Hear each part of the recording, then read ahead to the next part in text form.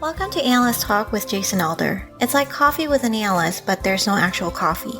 Each episode, we interviewed an expert in the field of law enforcement analysis to share their career-defining stories and to get their insights on the world. Please join us on recognizing and learning from these brilliant minds as we define the law enforcement analysis profession one episode at a time. Thank you for joining me. I hope many aspects of your life are progressing. My name is Jason Elder, and today our guest has 14 years of law enforcement analysis experience. He's a certified law enforcement analyst with the Florida Department of Law Enforcement, a certified geographic profile analyst, and a gang specialist. He is currently the technology director for the Florida Crime and Intelligence Analysts Association. He has several publications on the security concerns of sovereign citizens, and he is currently working on his PhD. We're actually together live at the FCIAA conference in Orlando. So please welcome Tommy Smith. Tommy, how are we doing? Hey, good. How are you? Very good. So this is our first podcast live doing face-to-face. So it's nice to be here in Orlando. And I definitely want to get over several topics with you. But let's first talk about how you discovered the law enforcement analysis profession. So it was kind of by accident. I was working for the Jefferson County Sheriff's Office down in a little town called Monticello, Florida, just outside Tallahassee.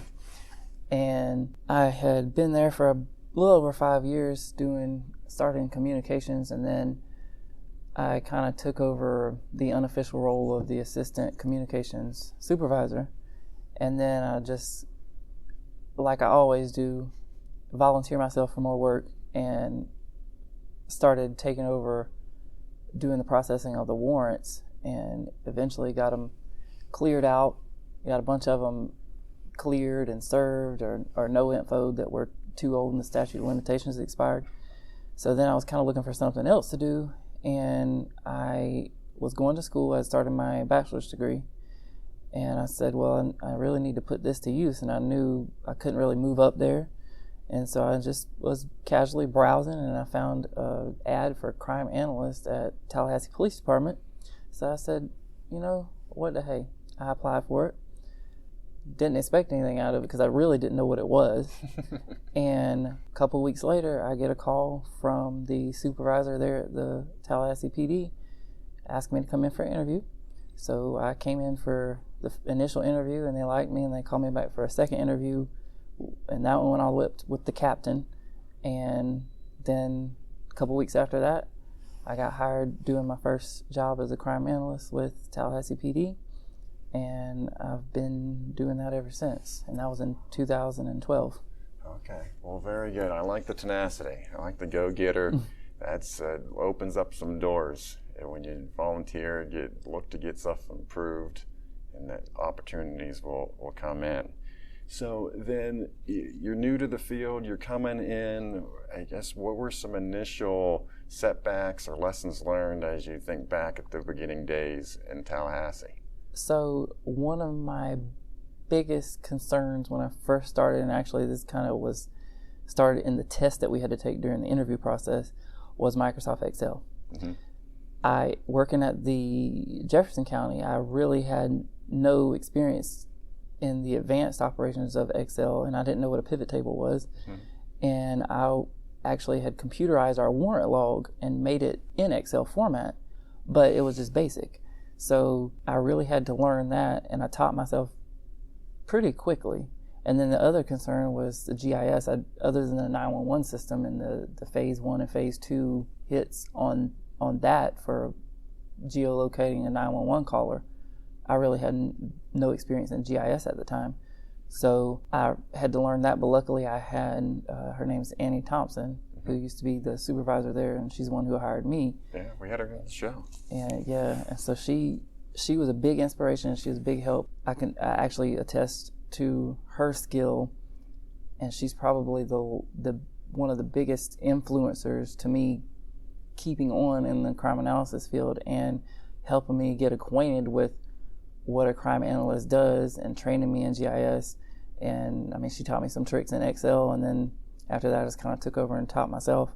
But she's one of that really helped me overcome some huge hurdles, and she's the inspiration behind me continuing on to go for the PhD. Okay, and we'll get to that. I want to talk about the PhD. When you're in Tallahassee, then what kind of tasks are you doing? What are you asked to do at this time? So it's a little bit different coming from a PD at Tallahassee and then to now the Leon County Sheriff's Office.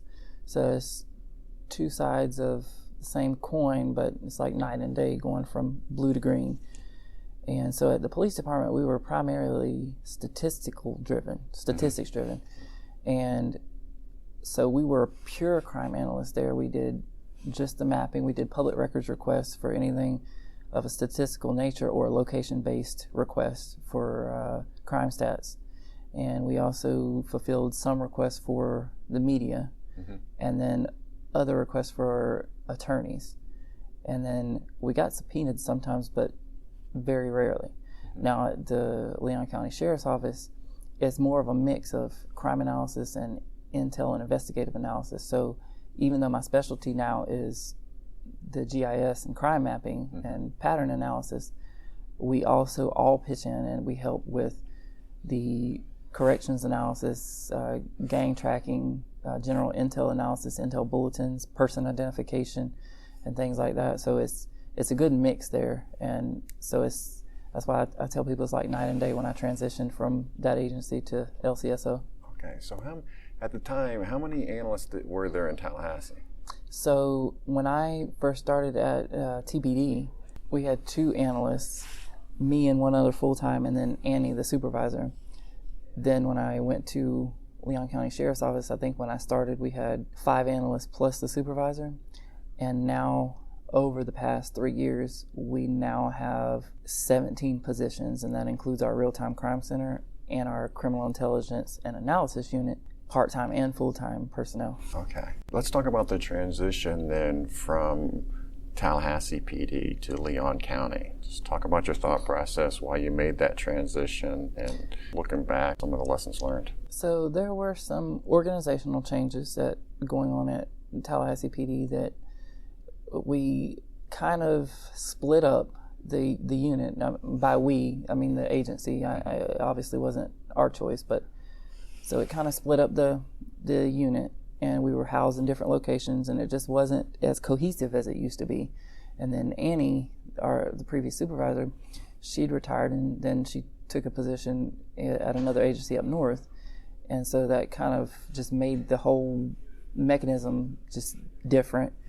And so I said, well, I really want to be in a unit together that's working more cohesively. So I was actually talked on the phone with Leslie Raven with the Sheriff's Office at Leon County, and she had called me for some assistance with something, and I was just helping her, and she's like, hey, what are you doing? And I said, I was just sitting here writing a code for GIS, and she goes, oh, you can code? I said, yeah.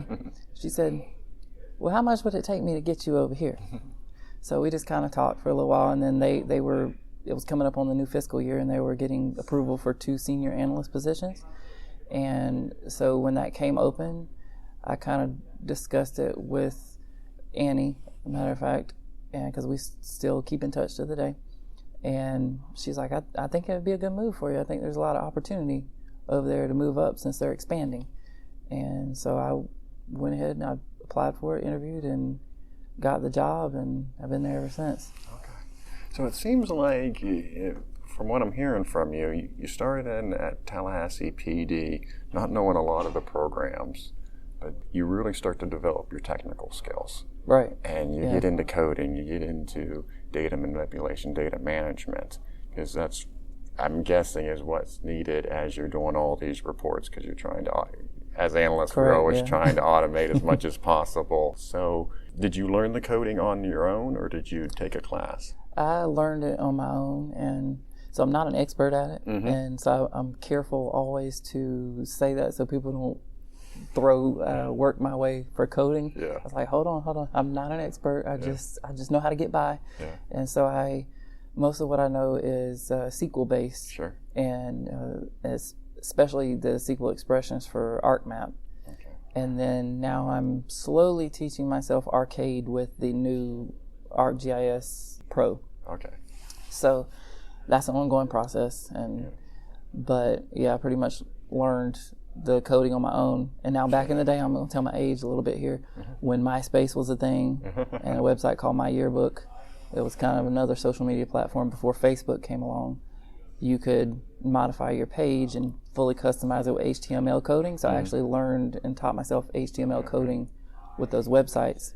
Okay. And then SQL came along. And then when I started doing the tech director job with the FCIAA, that's when I taught myself how to do all the different coding on WordPress, which I'm still not an expert, but I do a pretty good job. So then, for the mapping and the coding, is the reason you're doing that so you can schedule jobs and have all the data manipulation manually and push out data? Is that the purpose that you normally use coding for when you're doing the mapping? So most of it is because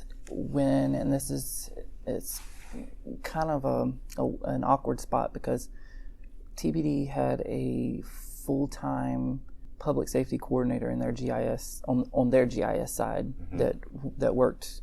He assists the county too, but it was mostly for city. And so he built custom maps, custom scheduled jobs and everything, and had access directly to the server. So LCSO's crime analysis function was kind of brand new, and they hadn't had the ArcGIS products that long. And so when I came there was not a lot of automation going on with the mapping part. So I had to build in some things, and there was also not a lot of saved queries for specific things. Like at TPD we had where we could, what we called tracked crime, quote unquote, and that included your burglaries and robberies and some sexual batteries and what the agency wanted to concentrate on at the time. LCSO didn't have that. They had just lists of dispositions, lists of crime types, and you had to go in and select the different ones. So most of the coding I've done is for specific types of queries, so we can just go in there and run those. Or I even have some of them saved on the server, so we could just copy and paste them in and run them, so you don't have to go select all these dispositions and everything. And so that's the main goal of my coding there at the agency, not so much of the automation, because I'm one of those people that likes to go in and clean the data, and I just don't trust it to go out automatically without me looking at it first. Now, our public records are mostly handled by our records department, so that's not an issue for us, whereas I had to schedule jobs to be sent out as public records requests. Unlike TBD, where we did do that, and we had automated reports that would go out for them, just general reports with block ranges, not exact street addresses, and an accompanying map. But here at LCSO, the records department handles the brunt of it, so we don't have a need for specific automation for that. So it's always a good tip to reach out to somebody that knows the program that you're trying to learn. So you're learning coding with the mapping, reaching out to your planning department, and reaching out to, as you mentioned, somebody who's already doing it. Right. Besides that, do you have any tips for maybe an analyst that's looking to get into coding and mapping? Yeah, so I would definitely check with your local GIS department if you have one. But I mean, they are excellent, because that's who I work with now a lot to get a lot of my stuff done. Is our local, we call it interlocal, and it's Tallahassee, Leon County GIS. Well, shout out to them, because they've really been helping me over the past year, even through COVID. So they're pretty excellent with all forms of coding. I mean, SQL, Arcade, pretty much everything you can think of. Python scripts. Python scripts are very challenging. And another person that I would definitely recommend is Lori Velarde. She's a GIS analyst with the city of Irvine. I think she's still with them in California. And she does the geographic profiling training, and she's pretty much the bomb when it comes to Python scripting. And she does a ton of automation between ArcMap and programs like Microsoft Access to schedule different jobs and categorize different types of crime and create pattern identifiers and stuff. So she actually came to our agency and helped us with some of our reporting And so she's very knowledgeable, and she left some Python scripts with me.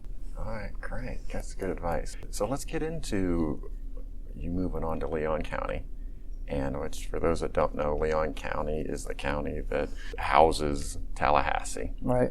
So as you move over, you get into intelligence, as you mentioned, you get more into task with intelligence analysts. So how was that transition going from a crime analysis role to now having more of an intelligence role? So in a way, on one side, it was exciting because I'd really never done that part of it before, because at Tallahassee PD we had civilian crime analysts, and then we had a couple investigators that were assigned as intel investigators that handled all the intel bulletins and all that case assistance. And so I mean it was pretty fun when it first started, and then I quickly realized that it was a whole different ball game. Like, I didn't know all the rules for intel, and we didn't have to be 28 CFR certified at TPD, whereas with LCSO we do. So took that class, got the certification every year, and so it was definitely a learning curve. But at the end of the day, it just basically falls on networking with the detectives and the deputies, because crime analysts are more geared at a lot of departments towards patrol, and you might not have necessarily as much direct contact with people on the road as an intel or an investigative analyst would have with detectives. And so that's something that I had to learn to do, is start coming out of the shell a little bit more and speaking with the detectives in the different units. And I still don't do it as much, just because now I supervise the crime analysis function and then help the intelligence manager supervise the entire intelligence section. So I don't have a whole lot of free time to do the intel side of it, but I mean, we all handle bulletins and requests that come in our help box, so we all pitch in and help there. But yeah, it was definitely a learning curve coming over. Okay. So what are maybe some special projects you worked on, or maybe some of the issues that you're trying to tackle with the county? So right now, the most recent and the biggest one is they wanted to start, and this came from all the way up, they wanted to start what's called prescriptive policing. And that kind of takes on a combination of intel-led policing with your standard proactive policing at agencies. And it's just saying, okay, well, here's your neighborhood or your area with the most crime. So what specifically can we do to address the crime in this area, and what has worked well in the past that might work well in the future? Instead of just saying, okay, well, here's the hot spots, so we need to go be proactive in these areas without knowing specifics. So they wanted to start that, so I suggested, and actually Leslie at the sheriff's office also suggested, along with me, to our chain, that we need to start with a smaller area, because it's something new to us we've never done before, and there's only a few of us doing the crime analysis portion of the work, so it would make sense to start with a smaller area. So we decided to do a neighborhood pilot, and so we've been working on collecting data for that. And so that consisted of a general hotspot analysis of the calls for service for both Leon County Sheriff's Office and Tallahassee Police Department, to figure out what are the hot spots for particular types of crime. And then we actually went out with some sworn personnel and canvassed the neighborhood and went to these spots. And this is where the GIS department came in from our county group, and they actually helped me build a risk assessment map. And so we went out with the iPad to all these different areas. We went once during the day, and then we went once at night. And that way we could record all the things that might be crime generators or crime facilitators in the area, like your dilapidated housing, open bars that are 24 hours a day or open, really, really early in the morning, and then bad fencing, no fencing, tree lines that could be concealing, low lighting, which could only be observed after dark. And so once we did that, certain things like that are attributed to certain types of crime, like the wooded areas may be more appropriate for like your person's crimes, where people could jump you while you're walking. Low lighting could be anything from vehicle burglaries to peeping Toms, whereas the vehicle burglaries, they break the window or they open the door and you can't really see their face because it's too dark. And so the map, after we are done with it, it actually gives us a rating for each area as to what crime type is most likely to occur there. And then the next step is to do the time and day analysis for the current incidents. And then that way we can direct our patrols, and then we can also partner with the community. And that's our next big goal, is to see what kind of partnerships we can forge with the community and partner organizations to say, okay, well, there's no lighting here. Can we put up a light pole? Or there's dilapidated housing over here that's been vacant and just, raggedy for a year or more. Can we do something? Can we use code enforcement? Can we tear it down, get rid of it, restore it, and anything like that to clear out some of those crime generators and crime facilitators that law enforcement can't necessarily rectify on our own. Okay, so it seems like you're getting into crime prevention, so that gets into CPTED. Right. Crime prevention through environmental design. You're getting into problem solving. And I'm curious about this concept of prescriptive policing. So how does prescriptive policing differ from problem solving or CPTED or even intelligence-led policing? So a lot of it is the same concept, and I think it's kind of a new take on it, just a new name that they've come up with. And the problem that we found is we reached out to a lot of different places. I mean, I've sent things out on the IACA forums, and I've sent some things out to our local FCIAA listserv, and then one other person on the project team has sent something out to maybe an IACP or one of his groups, and there's really no feedback as to what other agencies are doing with prescriptive policing. There's been a lot of talk about it, but not a lot of action and not a lot of literature out there that agencies have actually recorded. So I'm curious to know if any other agencies that are listening are actually trying that concept and had success with it. So and we've kind of altered it a little bit. We've kind of gone a different way, because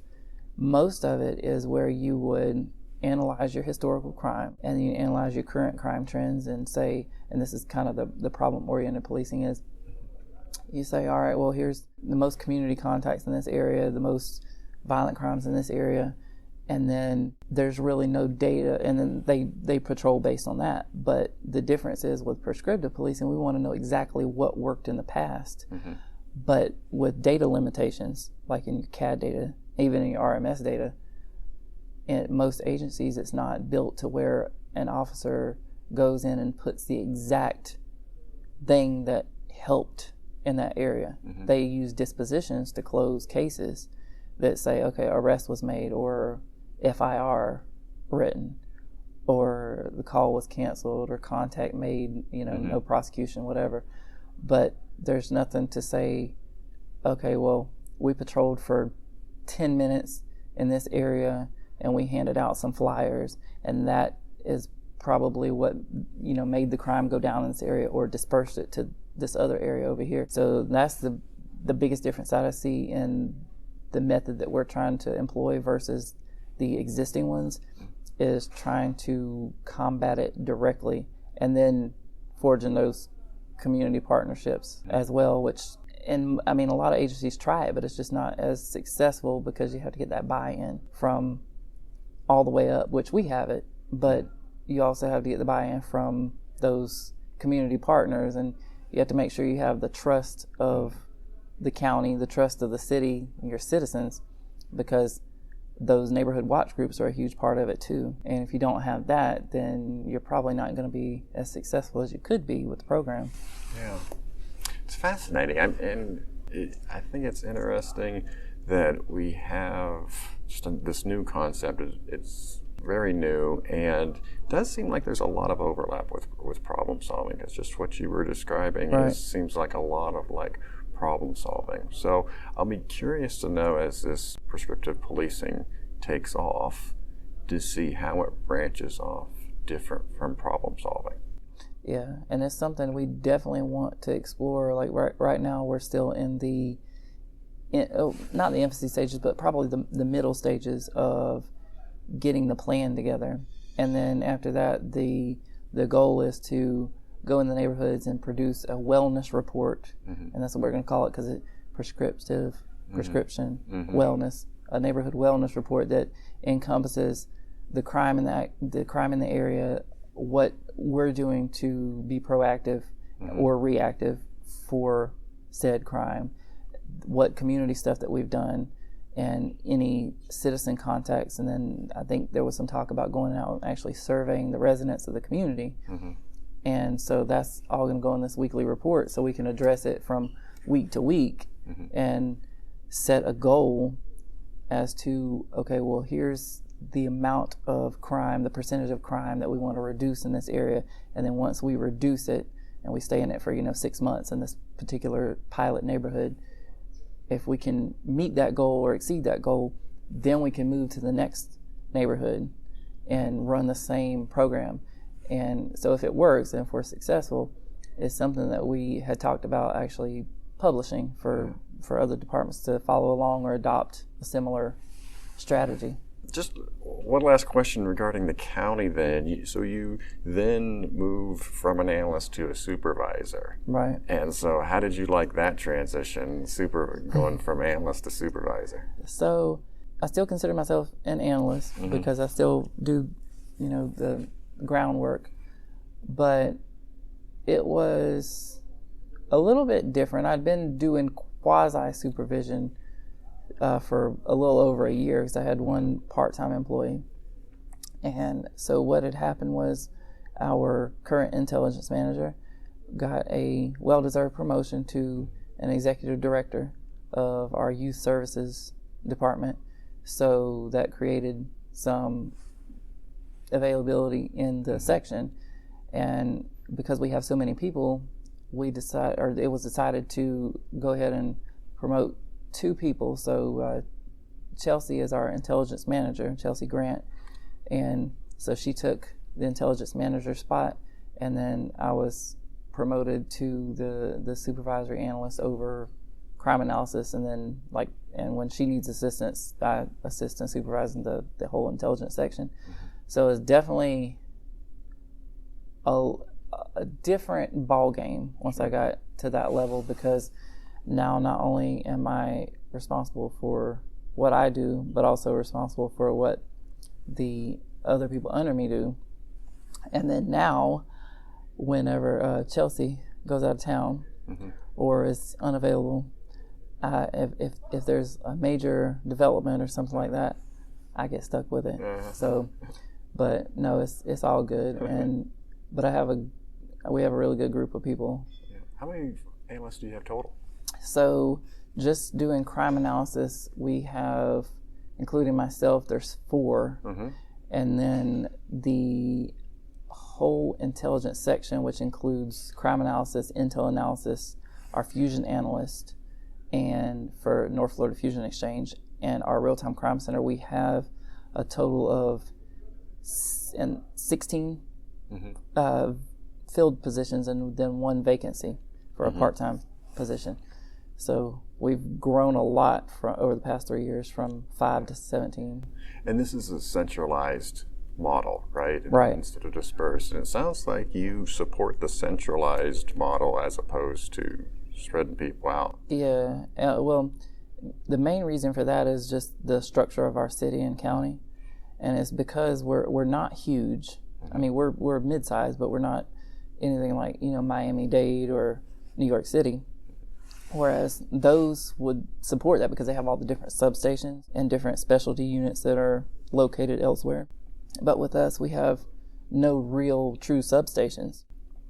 And the building itself is not huge. So we share intel better and we share crime analysis information better when we're centralized, because if somebody was working in a different bureau or a different department, and you've got somebody, say, in investigation, somebody in law enforcement, we know that when a patrol officer is out with somebody, a detective might have had contact with them earlier and might have case notes that's not in the system. And you're working with this detective, the other analyst is working with this officer, and if you're not there together and you're talking on the phone with somebody in the same office and you're saying, oh, well, so-and-so's out with John Doe.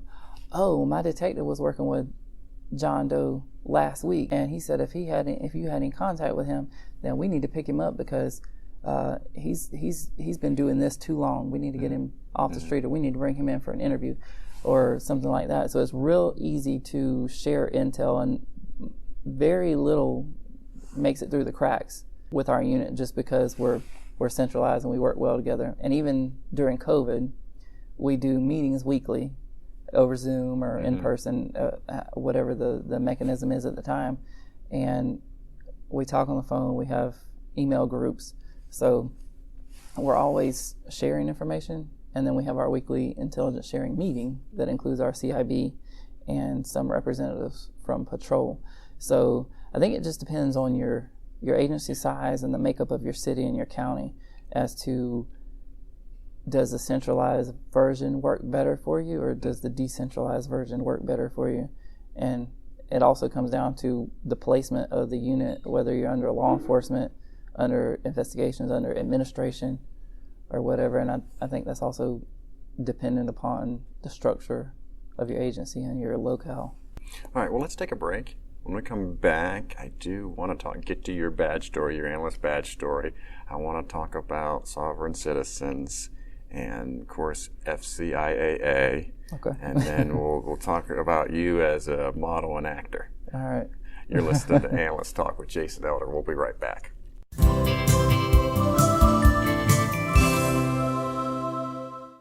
This is Erin Wickersham from the Maricopa County Attorney's Office, and my public service announcement is to go on a court along. You may have been on a ride-along, and I think someone else recommended a 911 operator sit-along. So find a prosecutor in your jurisdiction and see if you can go to court with them. You'll learn a lot about the process and about the work that they're doing. You didn't do the dishes? Well, no, I was busy doing other chores. But my completed chores is up 5 in the last 7 days. Yeah, but you're still down 13 over the last 28 days. Well, I see your shopping purchases is up 20% this month. My spending is still down year to date. In fact, my black shoe purchases are half of what they were this time last year. Well, thank goodness last year wasn't a normal year. Plus, I bought you new underwear, so your clothes purchases is up 40% this month compared to last month. Well, wait, there were no clothes purchases the previous month, Miss Perfect. I didn't know you had the ability to divide by 0. You should be happy. Your temperature-led policing program has worked great in this house. I have not touched your precious thermostat in the last 6 months. Hi, this is Dawn Clausius. I just want you to know that when you hear or you think as an analyst, they don't know what they want us to do, always remember, you don't have to wait. Show them, tell them, and be value added.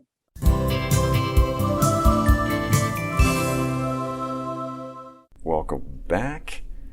Tommy, now I want to get into your analyst badge story. And for those that may be new to the show, the analyst badge story is the career-defining case or project that an analyst worked on. And for you, it goes, as you first started with Tallahassee Police Department involving scooter thefts. Right. So let's talk a little bit about that. So it's more funny than exciting, but so I had just started, I think it was my first week, and I was just learning how to run data in ArcMap from the records management system and the computer-aided dispatcher CAD. And I was looking at a bunch of cases that I exported into Excel, because we would export and analyze everything for patterns. And I was just learning how to put all this stuff in what we called our workbooks for our tracked crimes. And I just happened to see a few things that had TAO, and I always pronounce it Tao. I'm not really sure what the correct pronunciation is, but it's brand of scooter. And I saw these being stolen. And so I went to Annie, my supervisor, and I said, hey, I just noticed these 3 things, these 3 scooters that were stolen, and there's no real color pattern. One was blue, one was red, one was something else. But it's all the same brand, and it's all, nearby on the map. And she goes, oh, you know what? good eye. We got something for a bulletin now. And she said, I don't think I've ever had anybody put a bulletin out in their first couple days, so you're going to be the first. So we ended up getting the bulletin together, crime pattern bulletin, put it together, got it sent out. Then we started getting hit with more and more scooters. So I really got thrown into it and had to acquaint myself with bulletin updates and then how to add the new information to the map after I save, because with anybody that's ever worked in ArcMap, you can't just save and save and save and it doesn't save as you keep going. You have to save copies of your MXD or your layers and then open it back up and add your new data. So I learned how to do that, and then I can't remember if it was a sergeant or an officer, but somebody came in a few days after the bulletin went out and said, who put out this bulletin? And he pointed to me. And we were in cubicles. So he walked back there. He's like, you really stumbled across something good, because we just found out that 2 of our apartment complexes were giving these scooters away for free as part of a lease agreement for students coming in, because we're a college town. Yeah. And we didn't know about it, and they don't require you to register the scooter. They just basically hand it over. Oh, wow. And so a lot of the students, they had cars or other transportation, or they just, didn't want to ride scooters, I guess. Yeah. And so they would just leave them out on the sidewalk or leave them out on their stairs in front of their apartment, and they got stolen, and they were being pushed over fences and all kinds of stuff, and we couldn't figure out where they were going to, but we knew we had a problem. And so he came in and he said, yeah, good job, because now we know where these scooters are coming from. And it continued for months. Like, we were getting, that was the majority, probably 90% of the motor vehicle deaths in Tallahassee and Leon County were these scooters. And it's not a huge deal, because it's not as big of an item as a car, or it's not as expensive as a car, but it drives your calls for service, and it impedes some other service that you could provide quicker to your citizens, because the officers and the deputies are having to go out here and deal with this just because, the free scooters and they weren't locked up. So that's when I figured out that I was good at crime pattern analysis. And I was like, well, maybe, you know what? I said, maybe I chose the right place. And I didn't have a clue what crime analysis was a week ago before I came here. Yeah. But I think I'm gonna stick with it. And so that's kind of what. Yeah, that's how you cut your what teeth. What made right? me, yeah. So are these, when you say scooters, are these like the ones that you rent in cities nowadays, where they have the GPS and you put your credit card in and you rent them for an hour like or the something Lime like and that? stuff. Yes. No, these are what we call scooters. There are more the motorized, like mopeds. The ones you actually sit down on? That you sit on, yeah. Wow, that seems so amazing that an apartment complex would give those away. Yeah. And not have any way to register them or track them, or didn't even have the foresight to think that they could just be stolen and just cause huge problems. And I think too, don't quote me, but I want to say they had a total of, in this particular year, just one complex had a total of 500 that they were going to give away for the new leases. But I could be wrong, could be off by a couple hundred, you never know. But yeah, it was some big number, and we were like, oh wow, so we have to think about 500 potential vehicle deaths for this. But so we actually went out, and by we, I mean the department, to the complexes and spoke with them, and then I believe we had spoken with the complex manager or something about just advising them, the students, when they get the scooters, to at least put a chain on them and lock them up or on the bike rack or something like that. But yeah, is that still a program that's still going on today? Do you know? I don't think they're doing it now. Yeah. We still have a little bit of scooter thefts every now and then, but nothing like that. I mean, we were getting 20 a week. It was. And that was when I was with Tallahassee PD. Yeah, it's like one of those ideas, like, it seemed like a good idea at the time, but now, not so much. Right. Oh, wow. All right. Great.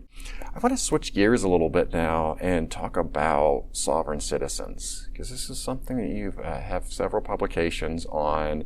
And so let's first just define sovereign citizens, and then we'll get into the topics that you've wrote about.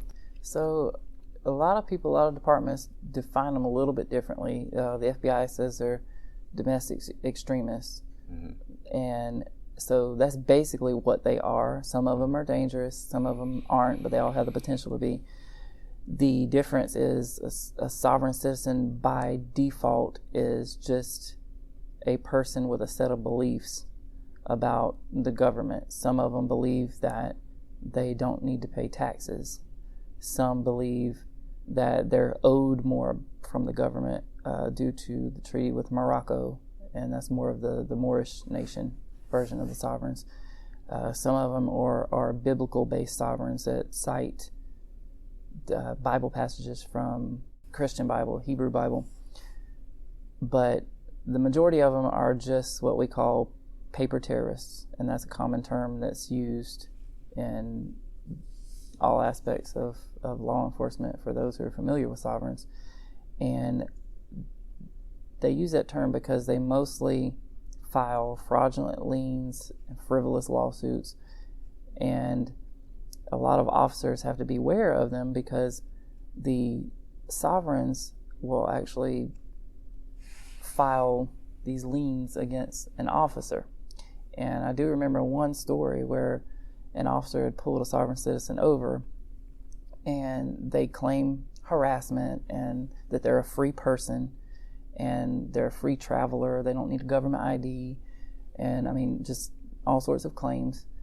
And this one officer went to buy a house, I believe, and there was some astronomical lien in the millions against him that affected his ability to buy this house. And it eventually got settled, but it was a sovereign who filed this. And I don't know what location it was in or what jurisdiction or even what state that wouldn't catch it when this was filed, but sometimes it just doesn't get caught. And in this particular instance, that's one of the prominent cases of the paper terrorist version of a sovereign citizen, but they're mostly anti-government domestic extremists. It's kind of funny that they're anti-government and yet they're using the government for their own advantages. Right. And so, what are some tips to identifying sovereign citizens? So there's a whole bunch of them, and there's new ones coming every day because they, just like with criminals and some gang members, some of them get smarter and smarter and think of new ways to do things. So when you have a traffic stop, there's certain key indicators, like any tag that has some religious references to it, and I'm not saying that's all of them, because some state tags may have, like in God We Trust or something like that, but some passages like that, or any of the Uniform Commercial Code citations, that's a big one that sovereign citizens love to use. Any references to the treaty with Morocco or just Morocco in general. There are some what we call constitutional sovereigns that cite the Constitution a lot, the original Constitution, without the new amendments. There are other instances where you'll see placards with "Don't tread on me" and the popular rattlesnake coil. So a lot of people use that, and even a lot of stores sell it, but if you see the placard on the window, it's just something, especially for officers when they're out on the street and they're doing a traffic stop or something, it's just something to be aware of that it could be, but you can't say that it's a sovereign 100% just because of that one thing. But there are other indicators like free person, free traveler, that are written on some vehicles. I've seen one that had the "Don't tread on me." I've seen it also have the free traveler, I'm a free person, citizen of the land, and that was all on this one truck. And so we knew right off the bat, we're like, that's indicative of sovereign ideology, but it's not illegal in itself. So there are other indicators, like especially for courtroom personnel, where you might find a red thumbprint, And that's one of their signatures, is when they file their papers, they'll put a red thumbprint on it. They put a lot of gold seals. They put their signature, might have a dash through it, or it might be one letter different, or a lowercase letter instead of an uppercase letter in their name. And they also might cite the UCC codes, and or they'll sign their name and they'll put all rights reserved. What's UCC? The Uniform Commercial Code. Okay. So that's their real law that they consider this, the like the maritime law and all that. They cite that, even though it has no bearing on anything that they're trying to do. Yeah. But that's the law they like to go by. And the red thumbprint, is that signifying done in blood? So some people say yes. Uh-huh. A lot of people believe that the thumbprint is just their way of marking a government document, and in some of them I see they actually mark it with a blue thumbprint or or a black thumbprint. Uh-huh. Red is the most popular color, but I tell everybody when I talk to them, I was like, you have fax machines and stuff, they're not all going to be red. Yeah. You have to look for any colored thumbprint. And then some people believe that it's because of their straw man identifier. So they have, when they put the hyphen in their name, or when they do the lowercase name, or they put AL, Albay or Elbay after their name, especially for the Moorish sect, people believe that the thumbprint also signifies the fact that they are signing with their person identifier instead of their like straw man with their social security number and stuff, because they believe separating the two also separates their liability for certain criminal penalties. So they're like, okay, well, this person with this government number did this burglary, or they vandalized this house. But me, I'm a free person. My name is Tommy Smith -L Bay. That I'm a totally different person. I didn't do that. So a lot of people, there's different beliefs as to what they think it signifies. And a lot of the sovereigns now that we see do it because they've seen other people do it. And so they really don't know why they do it. and I have a not so much as a theory, but in one of my publications is my belief is I have 3 ways I classify sovereign citizens. I have a true sovereign, which is the one who really adheres to the ideology and doesn't go to the DMV. They don't get the driver's license, none of that. Then you have the pretenders, which are those that, especially like on a traffic stop, they'll harass the officer and just go back and forth saying, oh, well, I'm a free person, I'm on free land, I'm a free traveler, I'm traveling, I'm in my property, which is the vehicle, and they'll just argue back and forth with them. But then they'll turn around and they have government documents. They send their kids to public school, which is government funded. And then you have seasonal sovereigns, which do it just for their benefit. And that's the term that I kind of coined, was the seasonal sovereign. And that's the ones that do it sometimes, and sometimes they don't. It just depends on what's going to benefit them at the time. But they have the ideology one week, and then the next week they're like a regular person. So most of them, their main goal is just to disrupt the courtroom, disrupt law enforcement, the legal process. And generally they recognize the sheriff as an authority, or his deputies, because they're empowered by the sheriff. In most cases, they don't recognize the authority of a police officer or a shield. It's not a star. And that just goes because the sheriff is quote unquote for the people, and he's elected by the people, whereas police officers are not. And so, but the majority of them, and I don't know an exact percentage, but the majority of them will probably never be violent. But there is that unknown factor, and that's what a lot of my stuff centers on, is that unknown factor, because there are several that, in the few cases that have been out there, that were very violent. They killed police officers, and so that's really the unknown factors is what you have to watch out for. So we can't say that they're any less dangerous than a gang member just because of certain things that we don't know, or just because they haven't done it yet, or we haven't come across the right one. Yeah, so if someone listening wants to find out more information about sovereign citizens, or wants to even find out if there are sovereign citizens in their jurisdictions, what recommendations would you have? So a huge one is, and we have a good relationship with our clerk of court. They receive a lot of the court filings, the fraudulent liens and lawsuits, and even affidavits of these people declaring themselves a free person or declaring themselves free of this government name and giving themselves the alias. And so the clerk of court is a real good resource, and especially if you have a clerk or deputy clerk who's trained to recognize the documents, because we have a few that are, and they forward me the filings. And another good source is the FBI's, I believe maybe they're under their counterterrorism section right now, but they have some good publications out there for sovereign citizens, and they update it. I don't know how regularly, but they do update it. And then the SPL, Southern Poverty League, is another good one. They publish some stuff on sovereigns a lot. But we're trying to get it more main place, more commonplace for sovereign things, the sovereign ideology, sovereign indicators to be taught to analysts and law enforcement personnel.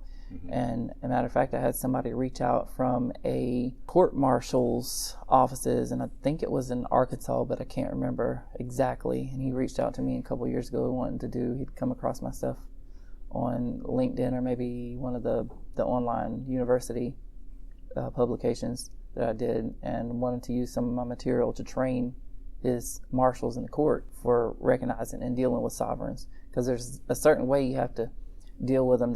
It's not like your gang members where you can go out and they're going to be violent, you are expecting it. But sovereigns don't necessarily have to be violent, but they can cause an officer to feel like he needs to be violent because of the way they just irritate him so much. So there's certain ways, and I'm not a behavioral analyst, so I can't speculate as to what the best way is, but there's certain things you just can't give into when they try to goat you and make you mad. And so that's one of the things that I think really needs to be taught, especially to, even in the law enforcement academies that might not necessarily have that type of training. So we'll get some links on the sovereign citizens for our listeners, and we'll make sure they have some links if they want some more information. Okay. I'm going to switch gears again and on you, because I got a couple of topics that I do want to focus on before we finish up here. So let's talk about the FCIAA. And we're here at the conference, pretty much wrapped up today. We're at the last day of the conference. Didn't have a conference last year, so just how does it feel to be able to get together, have the conference this year after missing it last year? It feels great. We originally planned for 5 days because we're going to have our new certification courses, and then the IACA certification exam hosted on a Monday and a Friday, but we had to still push those off just because of some instructor discrepancies with the scheduling and still with COVID protocols. So, but yeah, it feels great with just our 3 days, and because I haven't traveled since March of 2020, so just like everybody else. So it feels good to get out of town for a little bit and actually come together and have a successful conference. And we were so grateful this year that we had a head count that rivaled pretty much all of our other conferences, and so it's pretty normalized. Good. And this is my first regional conference, so kudos for you guys, because I had no idea what to expect. It is a little bit smaller, but it's working, and it's definitely some great topics, and it's great to see a more local base. And just it seems like almost every analyst from Florida is here. Yeah, we have a good number of them. And then we even have some state analysts here, and that's something we lack sometimes is the state analysts, but Donna, our VP of training, managed to rope some of them in to present for us. So they also got to sit through some of the courses at the conference. So it was a real nice turnout. Okay.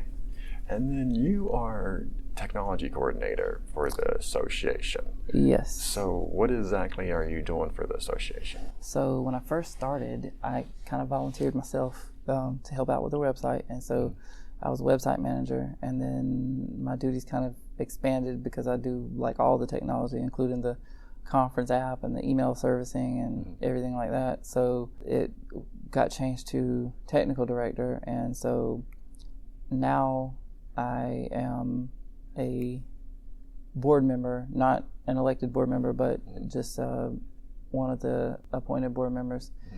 And so I deal with everything on a pretty much a daily basis, with all the registrations that come in and all of the contact form submissions, any coding problems that we have with the website, the server hosting.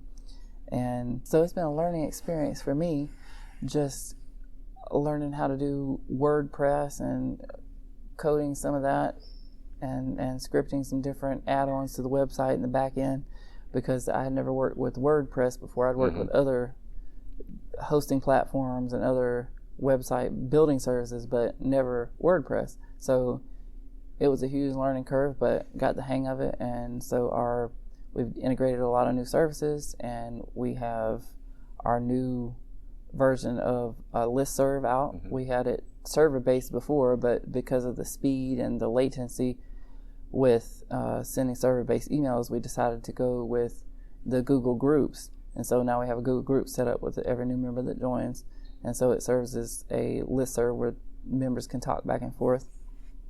And then we have our registration set up through the website. We have a website store where we sell our products. And so pretty much everything we do now can be handled through the website, with the exception of our conference maintenance. And that's handled through our new app that we just started using this year. And it has been successful. We've had... What's the app? WHOVA. WHOVA. And we've had tremendous success with that this year. And so I forget what their average download rate is, but over 85 to 90% of our attendees download the app and have been actively using it. Yeah, it seems really interactive. I was impressed when I was presenting yesterday, and there's a Q&A section right in there that folks can ask me questions as I'm presenting.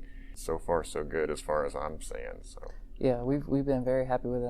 I don't think we have any complaints at all at this point. Yeah, although there is a spot to complain. Yes, there is that.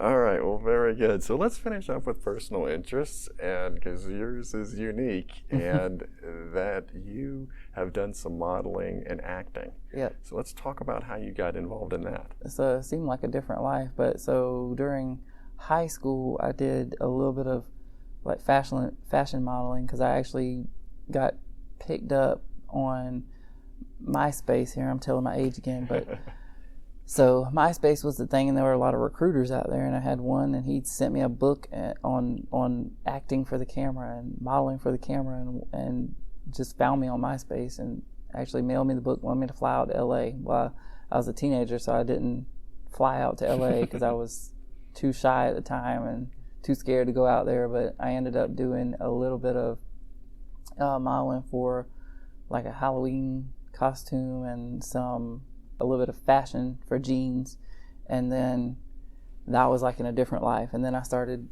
the government career in the law enforcement in my college, and so after that I actually was told that there was a lady up in Atlanta that was trying to cast for some TV shows, and so the email got sent to me, and they're like, well, just give it a try. And it was just calling for an extra. And so I said, well, okay, I'll give it a try, because it'll be an experience, just to be in a TV show. I've never done anything like that before.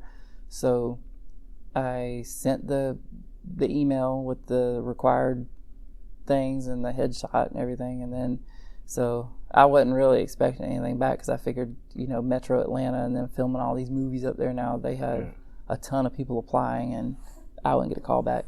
But here I go, about a couple hours later, I get a call, and then I get an email with the instructions about coming up for a fitting, and then coming for the actual extra part of the thing, where you just basically, as an extra, for those who don't know, you stand around the production set and you just do what they tell you to do. You stand there or you pretend to talk on camera.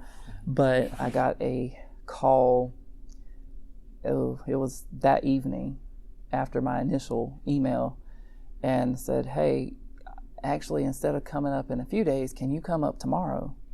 And I said, is it for like a different scene? And she said, oh, the director actually handpicked you and wants you to be a featured part. So I was like, oh yeah, I'll definitely be there tomorrow. So I drove up there, and it was long hours, and I think all of the days that we filmed on every TV show, every movie, was 12 to 15 hour days. Wow. And some of it was during winter time, and there's no relaxing, but so the majority of it was basically, I call it just modeling for the camera, because when you're featured, it just means that they want to see your face on the camera. They show you on camera. And then I ended up getting a small part on the Devious Maids series that ended a couple years ago, and that was just about a group of maids that were, quote, devious. And I mean, they were the title. Yeah, and they were, I mean, really nice group of ladies that played the parts. And so I actually got a part there where I had to go talk to somebody at the bar, and it wasn't, of course, for those listening, it wasn't a real bar. It was a stage prop, and it was supposed to be like a hotel bar, and that was on the Devious Maids show. And then I got another one where I was in another bar on the Tyler Perry show, Haves and Have-Nots, and that one I had to talk to somebody at the bar too, and that was I was on screen there with John Schneider from Dukes of Hazzard. Nice. And then Tyler was behind the camera directing. So it's been a very interesting experience, and I think the last time that I did anything up there was probably in 2016 or maybe 2017, and it's just been from the transition to the sheriff's office and with the going for the PhD, it's just my schedule's been so full, and with FCIAA, that I just haven't had time to even look at anything else. And I've gotten a couple calls wanting me to come up. I got a call from the OWN network, and they tried to get me to come up and do some shows for one of the shows on the OWN network, and I just did not have time. Sure. Yeah, too much FCIAA to get the acting career going. So when you were saying that you're talking, is that an actual speaking role, or we would just see you in the background as if you were talking? Or you actually have a speaking role? So there are a couple different things, and I'm not an expert on all the movie lingo, because I haven't done it that much, but so you have your general extras, and you have your feature role, which is basically an extra. It's still not a speaking role, but they may look like they're talking. I mean, even extras can look like they're talking. But the featured role just means that they want to see you closer up, and they want to, it's almost like modeling on screen. And then you have some different levels, and then one of them is called U5L is what one of the terms is, and it means under 5 lines. And so that's what I ended up doing for one of the shows. And so that one I was actually talking, but you never know when those things happen.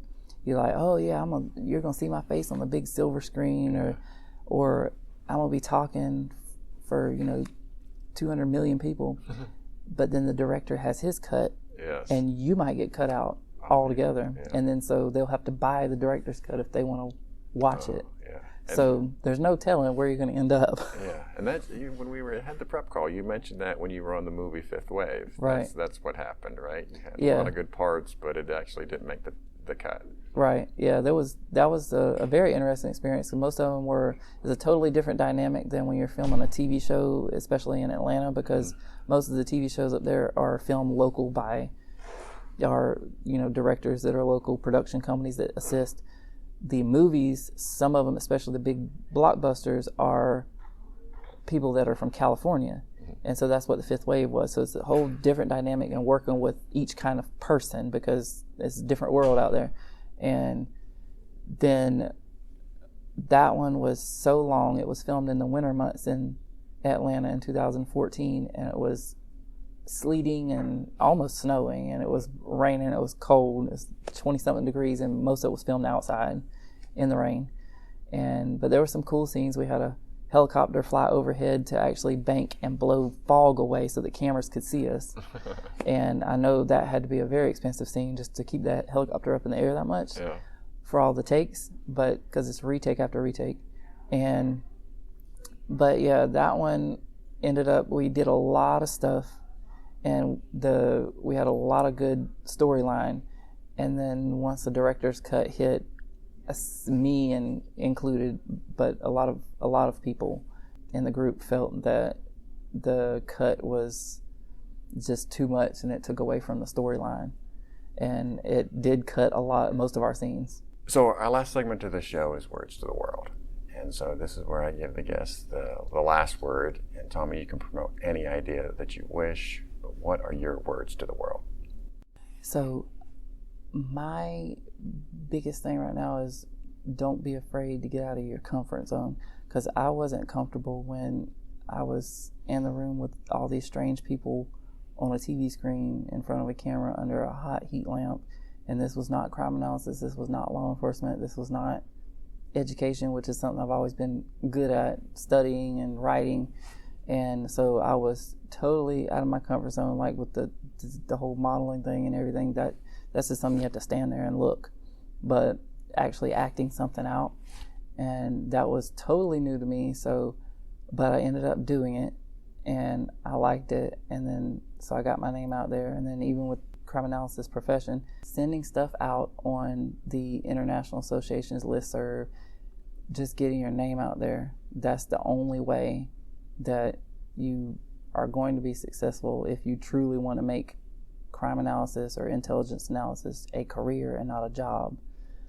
And that's where a lot of people get confused. They think because they're a crime analyst, that's their career. But if you don't get out there, you're not going to have a career. It's just going to be another job for you. And that's where I quickly found out that networking can help you there. Because if I hadn't have networked and I hadn't got out there, I wouldn't be at the sheriff's office, and I wouldn't have been recruited to the sheriff's office. So I've had a couple people ask, even in the app this year for the conference, about moving to Florida, what it's going to take to get a job as a Florida analyst. Well, that's what it takes.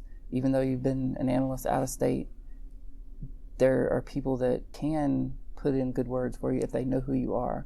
There's people that can attest to your character at different agencies that you've networked with at these international conferences, but they can't if you don't speak to them.